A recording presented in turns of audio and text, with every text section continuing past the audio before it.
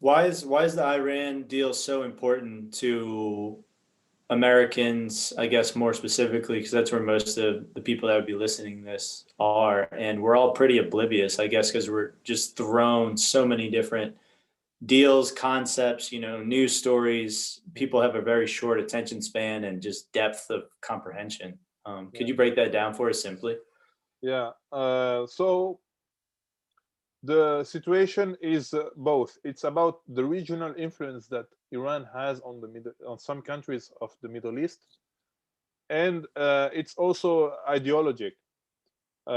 First, the ideology is because the Iranian regime is an Islamic republic, and those um Iranian Islamists, let's say, uh, build their regime about the opposition to the Western countries, and they said to their activists, to their people, that Europe and the US are the devil on earth, and like they have to fight against them and everything. This is only speech, you know. It's only politicians from Iran. Um, I know a lot of Iranians. They are not like that. And actually, one of the biggest community of Iranians abroad is in California, and there is a lot of Iranians in Los Angeles, Hmm. and they are most of them are be nationals. They love Iran, they love the US, and like they live peacefully with the US people. So this is fake. But for the US, this is something important. When your speech, your political speech, is to say that we are the devil, and we are uh, like any Muslim on the world has to fight against the US. This is not something acceptable for the US. And I'm here like speaking like that just to make it simple. There is a lot of um, subtleties on this.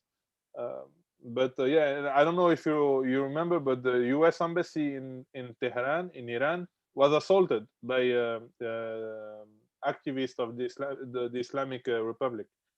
And actually, now there is no embassy of the U.S. in Iran, because Hmm. and there is no embassy of Iran in Washington D.C. neither. Yeah, there is hay un pasado, como like they say in Spanish. There is a past, a huge past, but A lot uh, of history, right? A lot there of are a lot of history. history in this Yeah. bilateral relationship, actually. But the U.S. Um, knows the influence that has Iran on Middle Eastern countries, especially on the Shiites, The Muslim countries. Shiites. Sorry, The Shiites. exactly, the Shiites. Yeah, thank you.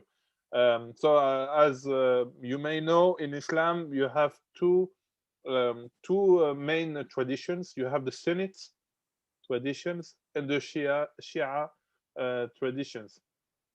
And um, um, Iran has a lot of influence on the Shias Muslims, and they are in many countries around the Middle East.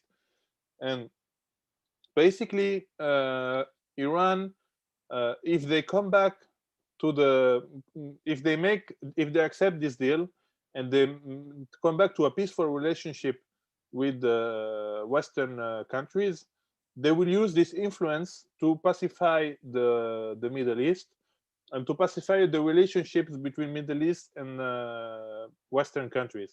So that's the interest of US. And as well,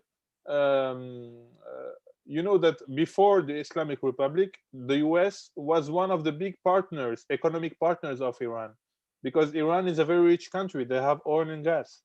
So there is actually one economist that did a study about that, and tried to evaluate how much money the US was losing because of this conflict with Iran. And I think they lose something like 50 billion per year, $50 billion per year for this, because of the situation of Iran, you know. So the US would win that this pacification with a part of the Middle East, and some economic exchange. And Iran would win that the sanctions, because there is some economic sanctions against Iran imposed by the US and European countries. Iran would win that those sanctions would disappear, so they would be allowed to make trade with the European countries and US companies. So they will get more money, then more jobs, and less poverty. All right, wait. So let's recap. Yeah, So the Iran, their president or their politicians, they say, kind of the U.S. is the devil, and we need to stop them. We need to attack them, bring them fight against down. them. Mm. And then the U.S. pretty much doesn't really not care too much, but normally they wouldn't be too involved. But then they can't just stand. They can't let this aggression stand, right? They have Yeah, to say, hey, don't talk bad about us, don't threaten us. yeah, it's We're very, like, very summarizing. Yeah, very yeah, summarizing. There is yeah, a very lot of similar. I implications. need some dolls, Yeah, yeah. but so then well and then and I'm not sure also what. Iran threatens the safety of Israel as well. That is a big ally of the US in the Middle East. Okay. Um, so they have this hope that if they make this deal with Iran, Israel would be safer. Hmm. Mm. Yeah, so the US wants to make this deal, which would be to like be friends again instead of they're like, yeah, happy. Eh, So they want to yeah, do that so that Israel would be, stronger or more peaceful over there, which is part of US interest. But then also, if they're friends with Iran, if they're good with Iran, then they have a lot more influence around the whole Middle East because Iran is like a central power there. And then you said something about the sanctions could be lifted. yeah. That's about where I had to recap and bring it back Okay. before I get lost. I'm sorry if I'm not simple enough, but No, you're doing fine. It's just it's hard. It's hard. yeah, Just yeah. It's complex, and feel free to just go through it. You have a lot of videos on YouTube, or a lot of papers on the internet that explain you more or less and do a better recap than me. But let's say that when US thinks that one country is hostile to them, they try to make pressure on the regime of this country to put him in a difficult situation, so they lose the power in the country and they are replaced by other friendly politics within this country. So one of the measures that US use is embargo or economic sanctions. But Iran isn't the only country suffering from that. Russia, for example, suffered for many years and still suffers partly of economic sanctions. Cuba, which is officially communist, suffered a lot of economic sanctions until actually the Obama administration decided to make a move to Cuba. North Korea is under embargo as well. And those sanctions are, because the US is a country that is powerful, are imposed to any person around the world. And basically, this sanction means if you make business with Iran, you're not allowed to make business in the US, basically. Sounds very childish. Well, yeah, but If you play with her, you can't play with us. exactly. Like, dang, all right, that's hurtful stuff. I'm sure that doesn't really bode well for all the giant egos that are up at the biggest chairs.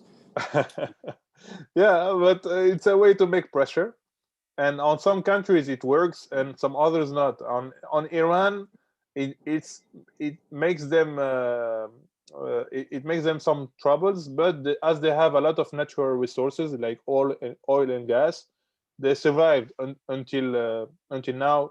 with those sanctions. They have difficulties, they have poor people and everything, but they survive. But with other countries, especially during the Cold War, some countries got the internal opposition doing an insurrection, and they organized a coup, and they kicked out this leader that messed up with the US. You know. And it worked. So that's why the US keep using this tool of the economic sanctions. But it means, but it's something huge, because even a country, a company that has nothing to see with Iran or US, if they make business with Iran, they lose their market in the US. And of course, the market of the US is much bigger than the market in Iran. So, for example, a French company in France will decide to stop business with Iran because they want to protect their business in the US. You know, and this puts Iran in difficulty. So one of the benefits for Iran to accept this deal is to lift those sanctions, so they can start to make business with all the planet. And when you make business with more partners, well, you make more money, and then you have more employment in your country, and people are less poor. You know, so this is very important for them. Yeah, I do want to say that out of all of the Iranians I've met, really, whether in Europe or the United States, they always point out after, talking to them, they're really good people, really fun to talk to, really insightful, seem very genuine and similar to Americans. Just like, wait, is that the country that we're like headbutting against that are anti-US?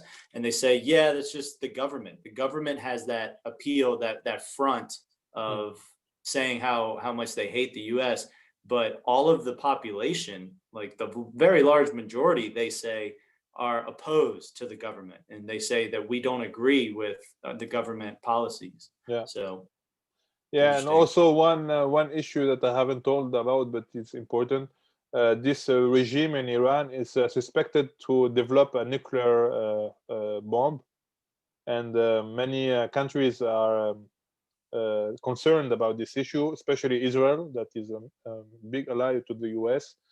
So one of the benefits as well for the US and Europe is that if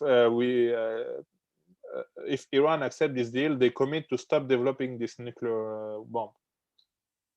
So that's why they would use their influence to pacify the Middle East, and they will reduce the threat of any nuclear attack.